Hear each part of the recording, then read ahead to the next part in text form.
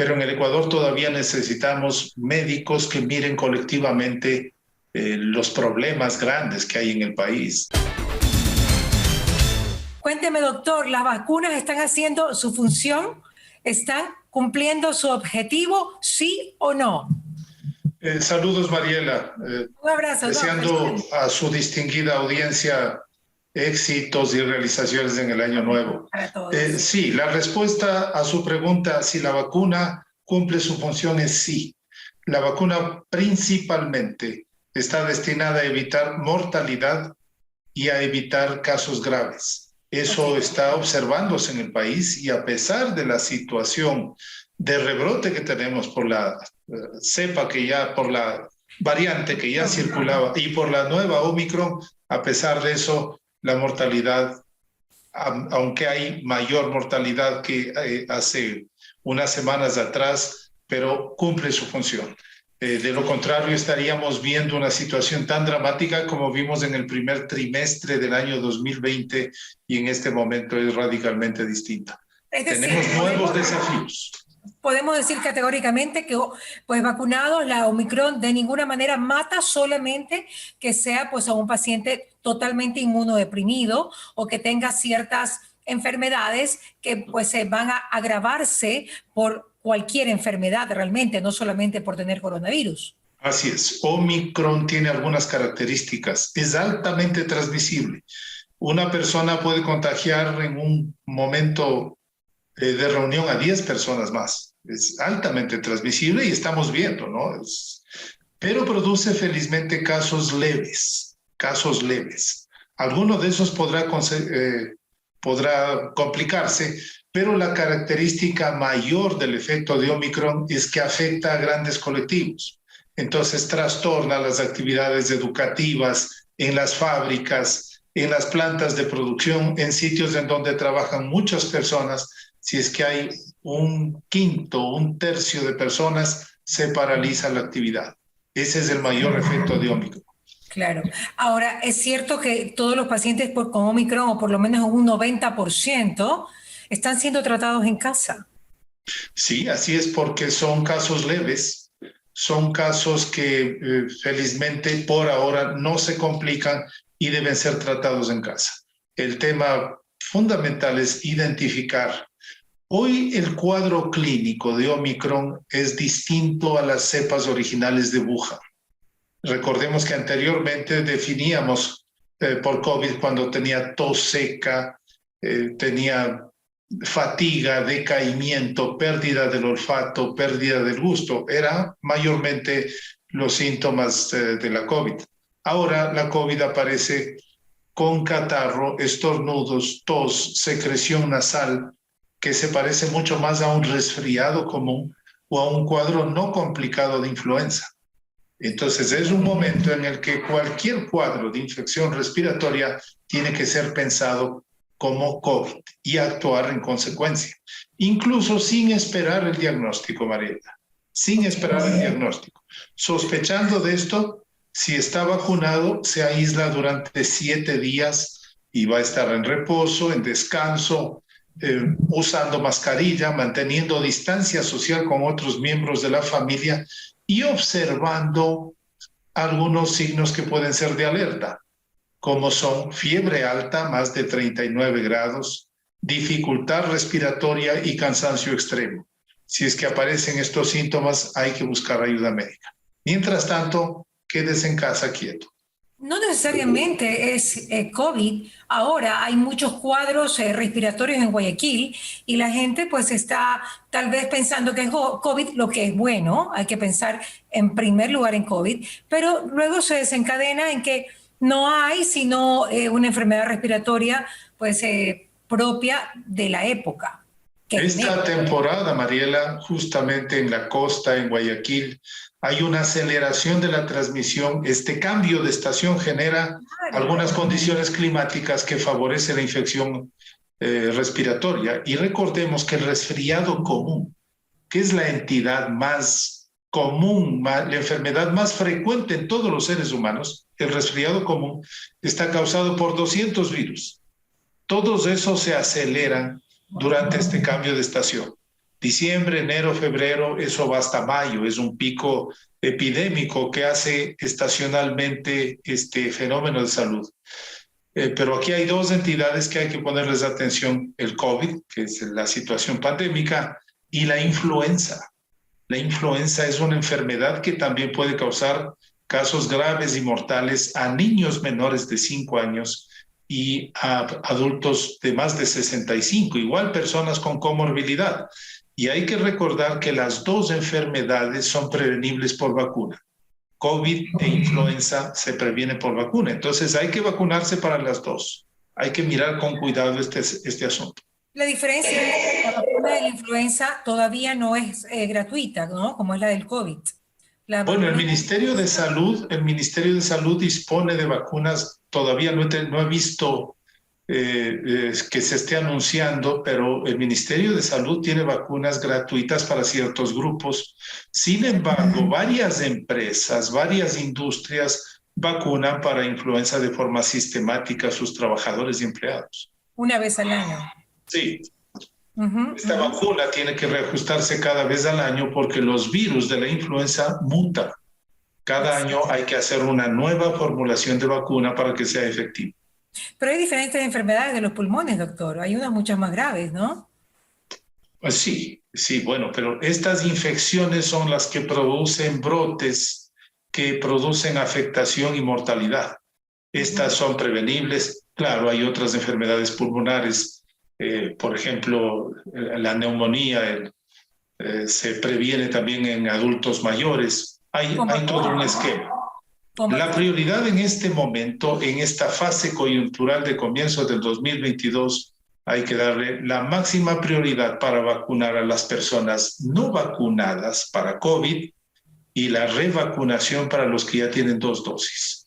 El Ministerio de Salud está con toda la cantidad de vacunas suficiente, están vacunando, entonces hay que hacer un llamado a la población para que tome la vacuna de refuerzo de COVID y que se vacune con influenza también cuando ya esté disponible. Doctor, vi un reportaje donde decían que para las personas de más de 50 años la efectividad de la vacuna baja más rápido que para los jóvenes. ¿Usted había oído esto? Hay algunas consideraciones sobre esto. Sí, las vacunas en general van perdiendo cierta potencia. Por eso se ha recomendado la tercera dosis como una protección mayor. Por ejemplo, las variantes Delta ya escapan parcialmente a la inmunidad producida por 2 vacunas. Omicron escapa mucho más todavía a esta condición. Por eso hay que vacunar con una tercera dosis para proteger mayormente para Omicron y para proteger para la otra variante Delta Plus y otra que podría estar circulando. Lo importante, y retomando un tema fundamental que usted tocó al comienzo de la entrevista, es que las vacunas están cumpliendo su función esencial, que es proteger de casos graves que requieren hospitalización y terapia intensiva, y está protegiendo de la mortalidad. A pesar de todo lo que estamos viviendo del rebrote, no hay un aumento de mortalidad significativo. Doctor, y ya hay estadísticas de la cantidad de pacientes que no han ido al hospital porque se han vacunado. Sí. Son millones. Creo que en Estados Unidos hablan de 10 millones de personas que no han sido hospitalizadas. Y más o menos hablan de 1 millón, 2 millones de personas que no han muerto por estar vacunadas. O sea, exactamente. Las vacunas han salvado millones de vidas. Exacto, es verdad. Es cierto. Y una de las cosas que sabíamos desde el comienzo es que la vacunación no protege del contagio. Una persona vacunada puede contagiarse, pero va a desarrollar una forma leve o una forma sintomática, que hace una diferencia radical de ir al hospital, ir a la terapia intensiva o al cementerio. Usted hablaba de que hay otra circulando o no le escuché bien. Perdón, no lo escuché. ¿Hay otra variante circulando o no? Bueno, en este momento es posible que esté circulando principalmente Delta, probablemente está circulando Gamma y Omicron, que va por la velocidad de dispersión que tiene, en breve será la mayoritaria. Claro. ¿Qué augura para el 2022? Doctor, usted que es especialista pues, en este tipo de infecciones y tal, ¿no? ¿Qué augura para el 2022? ¿Que la Omicron sea el principio del fin del COVID o que ya el Omicron la estacione o estaciona el COVID como una enfermedad endémica manejable? ¿Qué es lo previsible para los próximos meses? Estos primeros meses van a ser complicados. Las unidades de salud, hospitales, el nivel primario de salud va a estar muy complicado. Yo creo que el Ministerio de Salud ha tomado algunas decisiones que no son las más adecuadas. Por ejemplo, que pidan una orden médica para hacer las pruebas. No me parece que es adecuado. En ese sentido, el ministerio tiene que fortalecer la capacidad de ofrecer pruebas a menor costo e inclusive gratuitas, porque es parte del Bueno, control. pero estaban habiendo pruebas gratuitas, ojo. Estaban habiendo, por lo menos en Guayaquil, en diferentes partes de la ciudad. Así es. A nivel nacional no ha ocurrido eso. En muchas zonas los precios de los costos de las pruebas han sido de entre 30 y $45, prohibitivos para la mayor parte de la población. Entonces hay que fortalecer la capacidad de diagnóstico, ese es un punto fundamental. Decía entonces que estos primeros meses vamos a tener mucha congestión en los servicios de salud por la cantidad de casos sintomáticos que hay. Vamos a tener una cierta disrupción en las áreas de trabajo colectivo, tienen que hacer turnos, tienen que cambiar sus horarios para no tener simultáneamente a todo su personal, pero yo creo que simultáneamente la vacunación avanza. El ministerio ha propuesto vacunar a más de 4,5 millones de personas hasta mediados de febrero. Yo diría que con una población mayormente vacunada, Pero para vacunada, pues yo diría que hasta febrero o marzo tendremos una población altamente inmunizada y podremos ver un descenso posterior de la transmisión, incluso de Omicron. Claro. Bueno, y ahí veremos y iremos tanteando para ver si hay que vacunarse en agosto o cada cuánto tiempo, ¿no? O cómo viene esa disminución, ¿no? Del COVID. Lo que usted dice es importantísimo. Iremos tanteando cuál es la situación, pero para hacerlo con una base firme debemos tener un sistema de vigilancia que haga una cantidad de pruebas suficientes para saber exactamente cómo estamos. Hoy los datos que tenemos son de 2 semanas atrás, de 3 semanas atrás. Son datos atrasados. Entonces necesitamos mejorar la comunicación, mejorar la detección de pacientes, porque de lo contrario no podemos tomar medidas asertivas y adecuadas. Ese es un punto en que hay que el ministerio, el gobierno, el Sistema Nacional de Salud tienen que hacer un esfuerzo adicional para fortalecer la capacidad de diagnóstico. Claro, porque es importante, luego de las fiestas del 31, pues doctor, que se rompió sin chivaticola. O sea, todo el mundo salió. Ay, Dios mío, qué cosa. Son 3 líneas mejor de respuesta. Mejor me río, como decía mi mami, mejor me río. Claro, pero mire, ese es el otro punto crucial. El ministerio hace un esfuerzo enorme para disponer de vacunas y hacer una vacunación inmensa. El COE da disposiciones tardías, tremendamente tardías. No genera ni confianza ni autoridad. Entonces, el desorden de Salinas, de varias playas, de Ambato, fue un caos. Entonces, ¿cuál es la consecuencia? Lo que estamos viviendo ahora. Entonces, hay que tener coherencia, hay que tener... Estamos en estado de excepción, ¿cierto? Claro, estamos en pandemia. Perdón, yo soy un poco ignorante en el tema. En estado de excepción pueden las autoridades entrar a un lugar privado y parar una fiesta. En una situación de esta sí se puede.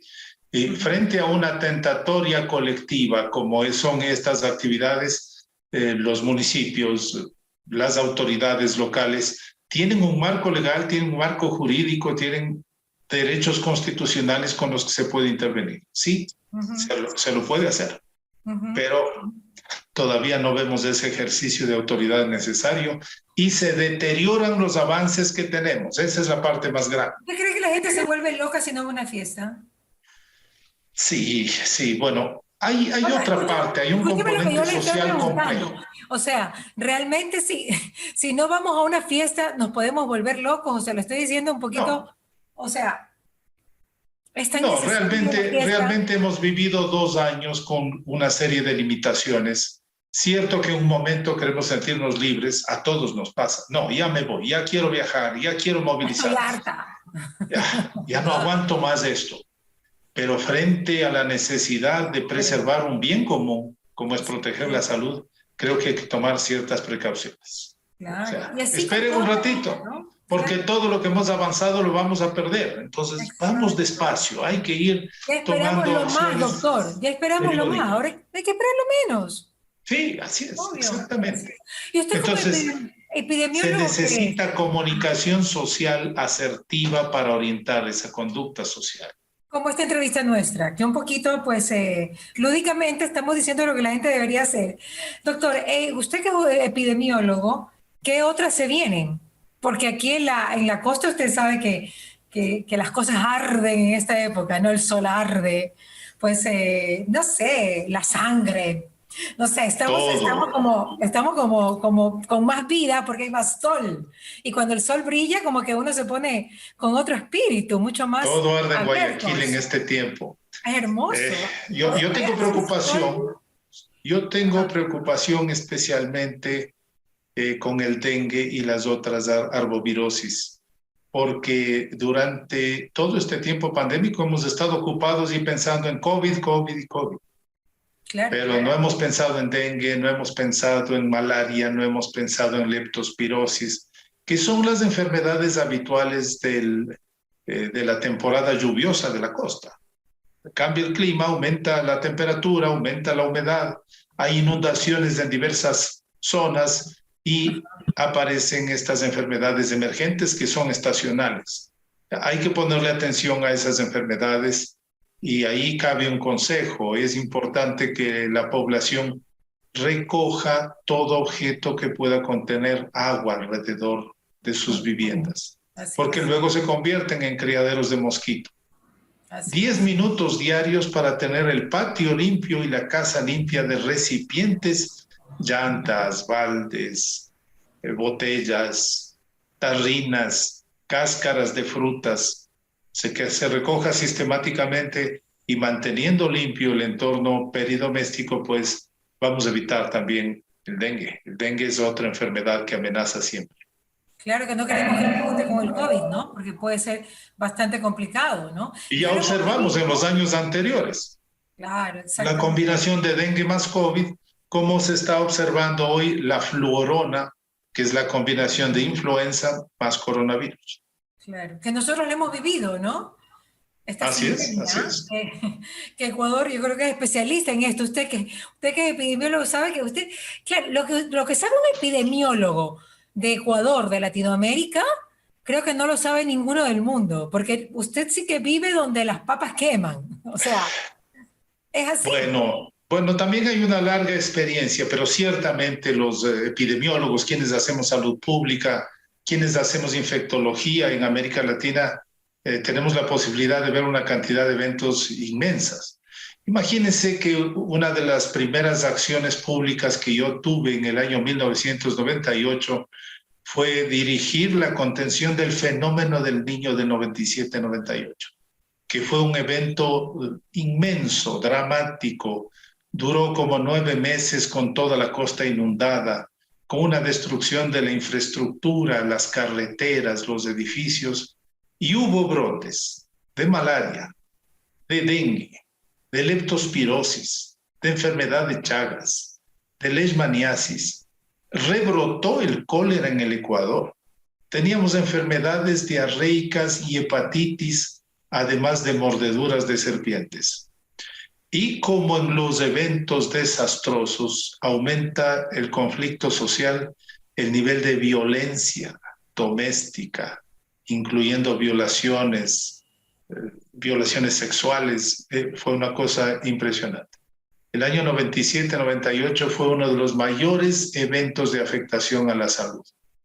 Claro, en ese tiempo éramos jovencitos, ¿no? En el año 98, y eso nos permitió ir acumulando una cantidad de conocimiento y de experiencia para el control de las enfermedades que ha servido para después. También hubo rebrote de fiebre amarilla durante ese periodo. Fue un desastre dantesco.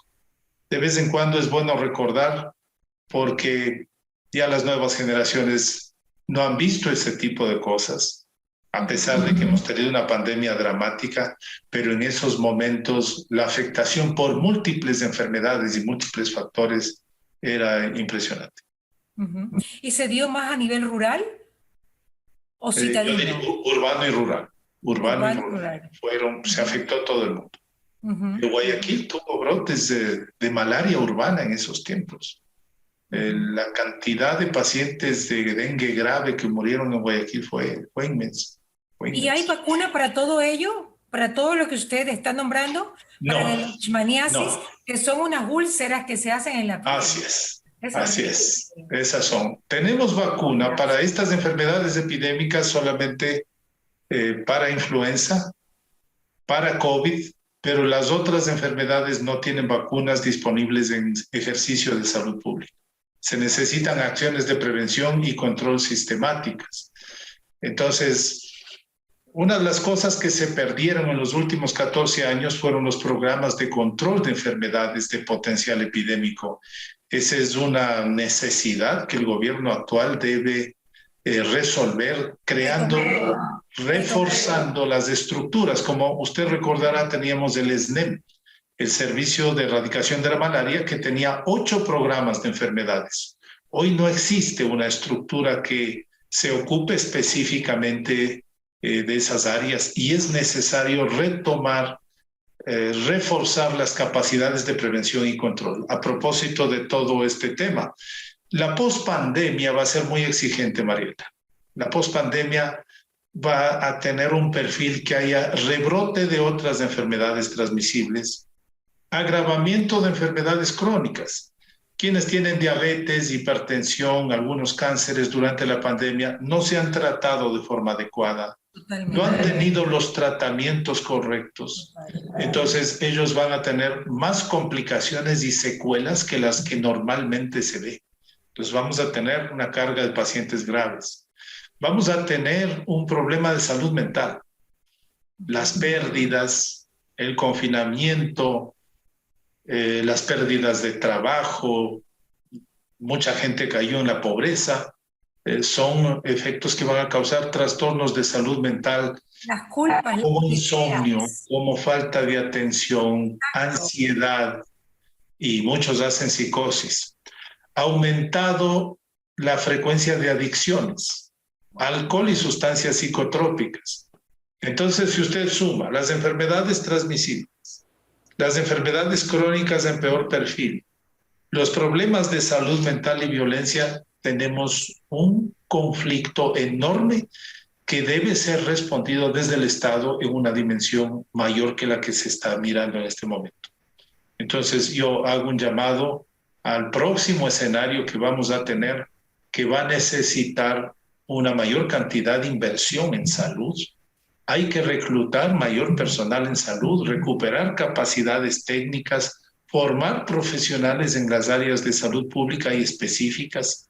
¿Cuánta falta han hecho los epidemiólogos que se perdieron en otros momentos? Y mirar esto hacia los próximos 10 años.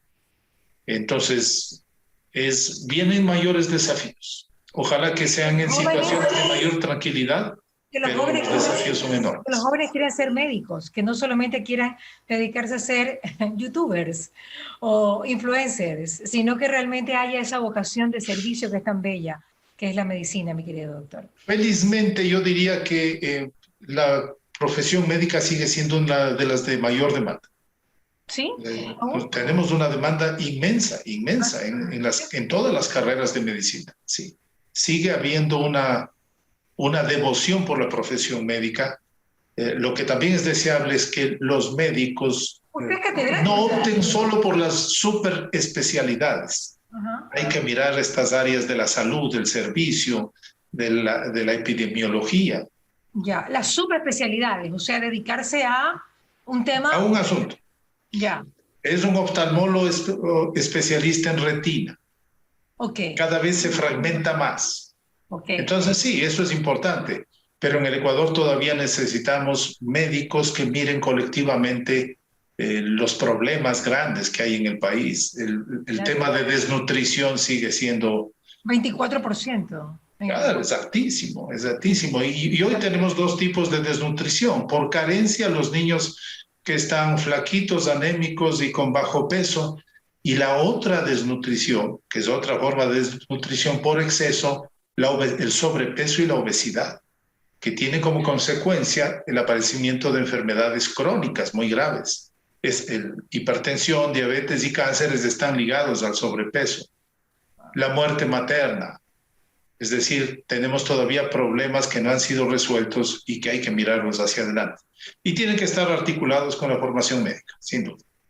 Tanto que trabajar, mi querido doctor, así que no se me vaya, porque vamos a seguir en esto, luchando por la salud de los ecuatorianos. Un abrazo, mi doc. ¿Ya? Encantado de estar con usted, Mariela. Saludos a usted y a toda su distinguida audiencia. ¿Qué pasa con Mariela? Llegó a ustedes gracias al auspicio de Municipio de Guayaquil, Calipto, UTEC, ATM, DACE, Ceviches de la Rumiñahui, Urbaceo y Ecuair.